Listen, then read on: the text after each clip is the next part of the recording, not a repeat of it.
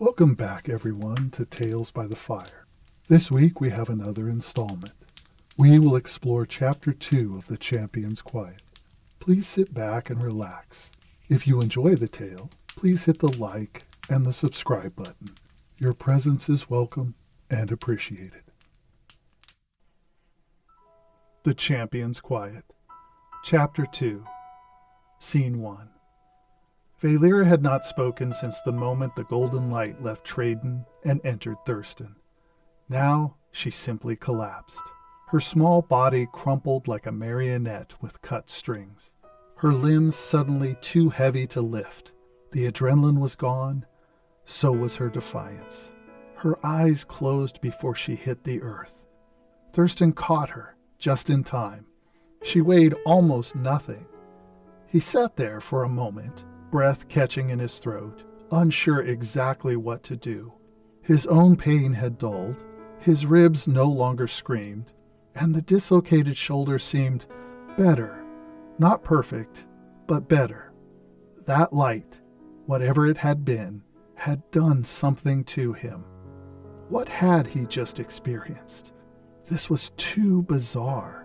This had the beginnings of a weekend B-channel fantasy movie. He really needed to think, but not now and not here. Something was still humming just under his skin. He scratched his arm, not even sure if it was really itchy, more like electricity traveling everywhere through him. It was very distracting. He needed to figure out what to do next. He could not stay here next to a 7-foot, 350-pound wolf thing corpse. Scene 2. The small woman seemed unconscious. Breathing shallow, but steady. Thurston wasn't going to leave her, that much he knew. He gently laid her back, brushing her hair away from her face. He noticed a piece of plastic, credit card-like, slipping from her jeans pocket. Instinctively, he paused, then reached for it. A key card. He recognized the type immediately and could make out the hotel logo printed faintly on the surface. That settled that. He stood, gripping the key card in one hand, and gently lifted her with the other. She didn't resist.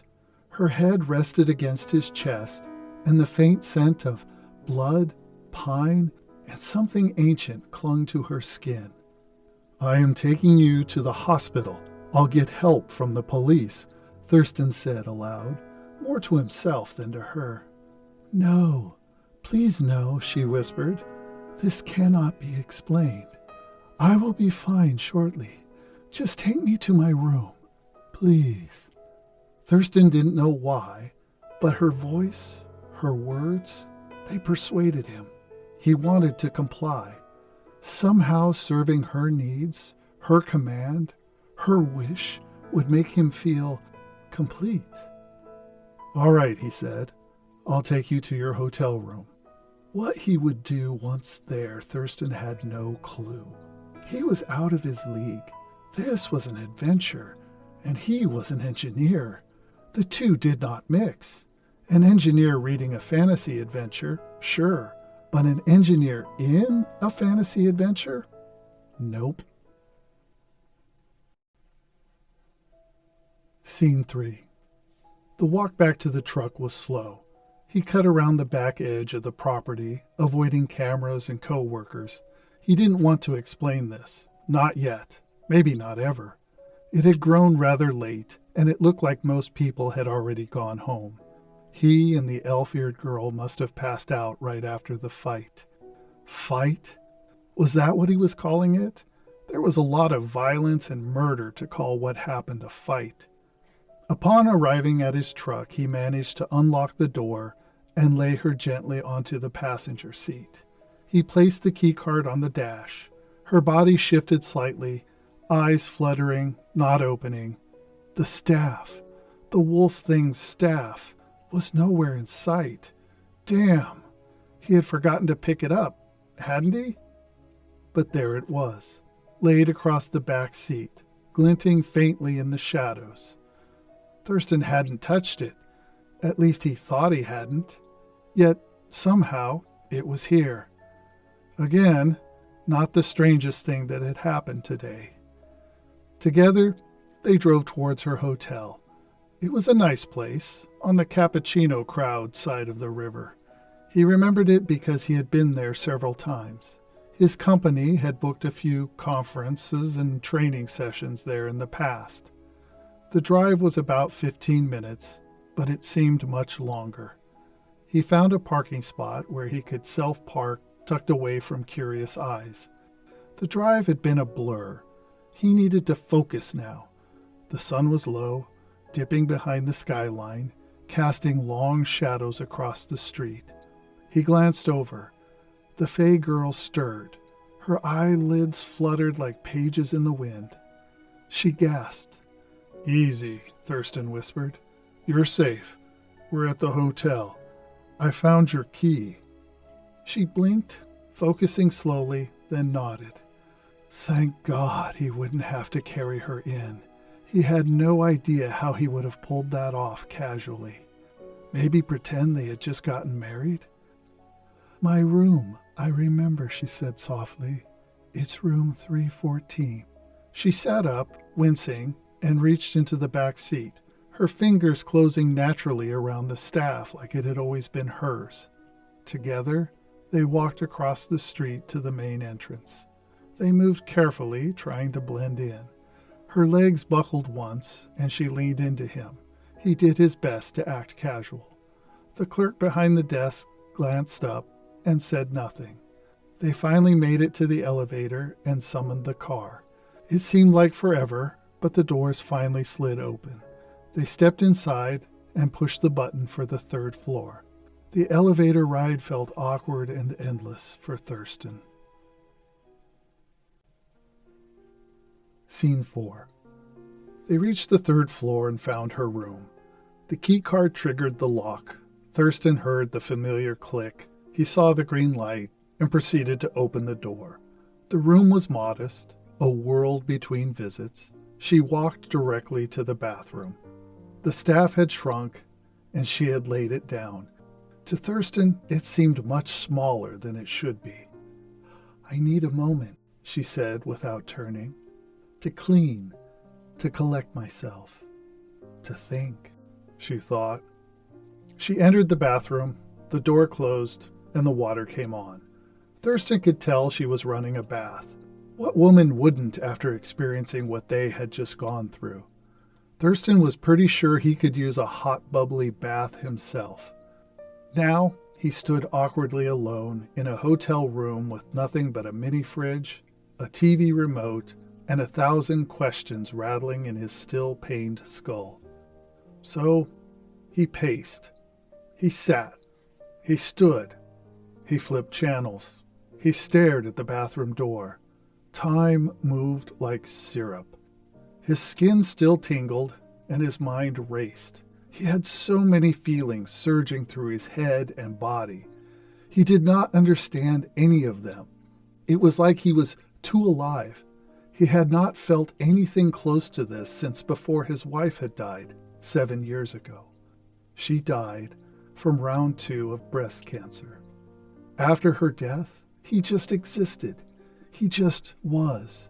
No more dreams, no passions, no desire to excel. He just simply was. And now, his skin tingled with electricity. His mind raced. His pulse was too fast for his age. And he couldn't stop thinking about that woman. The woman he had rescued? Had he really rescued her? He could hear the water shifting from time to time, sloshing in the tub, warm water topping the bath off. Eventually, he settled into a small chair by the window. As his adrenaline subsided, he found himself close to nodding off as he waited. And finally, the door opened. Scene 5. Vaelira stepped out, her hair wrapped in a towel and her body in a tasteful robe. Her hair was wet, glimmering like spun gold. She moved cautiously, but her eyes were sharper now, measured. My name, she said, sitting across from him, is Vaelira. Thurston nodded. Of course it was. But here, she added, voice softening, you can call me Sandra. It's easier. He nodded again, unsure of what to say. You saved me. No, he said, I just mostly got in the way. She smiled, faint, sad, but amused. You were brave and selfless, she said. Those qualities are rare, here or back in my realm. Realm, Thurston thought. Of course, she said realm. By the way, he said, I'm Thurston. Thurston Fleischman. It's a pleasure to meet you, Honorable Thurston Fleischman of the Earth Realm, she said. You can just call me Thurston. It's easier. Thurston it is, she said with a soft smile. Scene 6. Sandra endeavored to provide Thurston some explanation about her and everything they had just experienced. As I said, my name is Vaelira. I am the former Queen of the Fae. I say former because 100 years ago my throne was taken from me. 100? Thurston interjected. How old are you? He blurted out. It is my understanding that even in the Earth Realm, it is considered rude to ask a lady her age, Sandra playfully replied. Oh yeah, my apologies. I'm sorry, Thurston stammered. That was rude of me. Sandra gave a light laugh. Apology accepted, she quipped back. As I was saying, my throne was taken from me. The story is way too involved to tell right here and right now, she said. But I have been without my kingdom for 100 years. In that time, I have become a traveler, a wanderer, a nomad. I have traveled the realms trying to raise an army to help me take back my throne, but there are no armies to be raised. So I have tried to obtain allies, but even that has proven to be very unfruitful. You said travel between the realms. What does that mean? Thurston interrupted. Well, there are many worlds out there in the great universe, and I do not mean the planets. These worlds, or realms, are connected, and what separates them is a sort of sheet of power, and that power acts as a wall. But the wall has cracks in it, and I can see those cracks. I have been bestowed with an ancient fairy magic, and some of the oldest of that magic is the ability to see the cracks between the realms and then squeeze through them, Sandra said. She continued, that is actually part of the problem, because I can travel from realm to realm, but until today, I thought I was the only one. So you see, even if I could convince a mighty army to help me win back my throne, I could not actually get that army back to my world, my realm. Oh yeah, that is a big problem, Thurston replied somewhat stupidly. Sandra looked at him and gave him a little wink. Thurston blushed, smiled, and sat back to listen to more of her story. The beast you killed, the beast who tried to kill me, his name is Traden. Traden is a warlord, a power-hungry warrior that should have been bound to my world. He followed me across the realms. I think he used that staff. It was his key. His people are built for war. By nature, they tend to be aggressive. His people were used by the current ruler of my world as his secondary army. I do not believe this sort of servitude sat well with Traden and his kindred. From what he said when he surprised me and threw me down, it seems he believed he could take my power and add it to his own. He believed in a myth older than his own people, that if he could take the Queen of the Fae by force, body, and blood, he would gain her power. But it doesn't work that way, she said. Fae magic doesn't obey conquest. It obeys choice. Thurston stared. He meant to violate me, then kill me. But you, she looked into him now, really looked. You took his final breath. As he intended to take my power, I believe in some manner you took his. I do not know how this is possible. It's not like the people in my world gain the power of the ones they kill. Something, however, is incomplete about the transfer of energy and essence from Tradon to you. Incomplete? Thurston asked. Because this realm, she said, gesturing to the hotel walls, is too thin, too barren. Earth doesn't carry magic the way our lands do. You're holding a seed of power inside you, but the soil here is infertile and unwatered. He swallowed. I can help you finish becoming something new, she said. I fear leaving you in your current state might not end up well for you, she continued. He looked at her, really looked, and in her eyes was something fierce, sad, grateful, and maybe a little afraid. Let's finish whatever craziness this is, he said. I mean, really, what have I got to lose? Will it hurt? He asked. I honestly have no idea, she whispered. She stepped closer, robe still clinging to her form, water droplets trailing down her arms like silver veins. Then we finish it together, she said, not with force, but with choice. She reached out with both hands, cradled his face, and closed her eyes. Scene 7. What followed was not rushed. It was silent meditation. She held his face for a very long time. It seemed to Thurston that nothing at all had happened, except he experienced a woman's touch. A soft, nice, warm touch. Something he had not experienced since before the passing of his wife. Eventually, Sandra opened her eyes and gazed into Thurston's. She smiled and leaned in for a kiss. The kiss started soft and innocent. Then it grew. It became infused with passion. Passion from Sandra and passion from Thurston. Two souls who had not known love or all the things that accompanied love for a very long time. The void needed to be filled.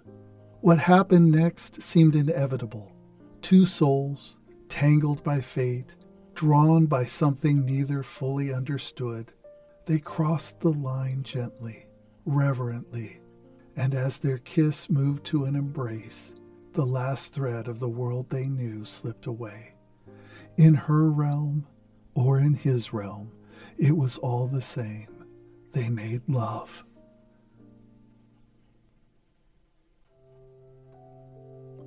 Scene 8. Thurston woke in the middle of the night and gasped. His hands gripped the sheets. He jumped out of bed and staggered, then abruptly fell to the floor it was pain. His muscles swelled, skin tightened, bones realigned. He screamed silently and then passed out. When he awoke, it was morning. Light came through the window, and he found himself on the floor. He got up and staggered into the bathroom. In the mirror, what he saw ushered in day 2 of Strange. A different new man stared back at him. No longer the tired figure from the riverbank walks. Still Thurston, but also something else. Something born of wolf and warrior and flame. He looked about 15 years younger. He was at least 4 inches taller, and he was stacked, racked, and ripped. What the hell had happened, thought Thurston. Sandra looked in on him, wrapped in her robe in sunlight. She looked at him with no fear, no shame, and amazingly no surprise. You are something created from multiple realms and elements. Fury, magic, and courage, she said. You are part Thurston Fleischman? Part Tradon of the Northern clans? part Fey magic and part me.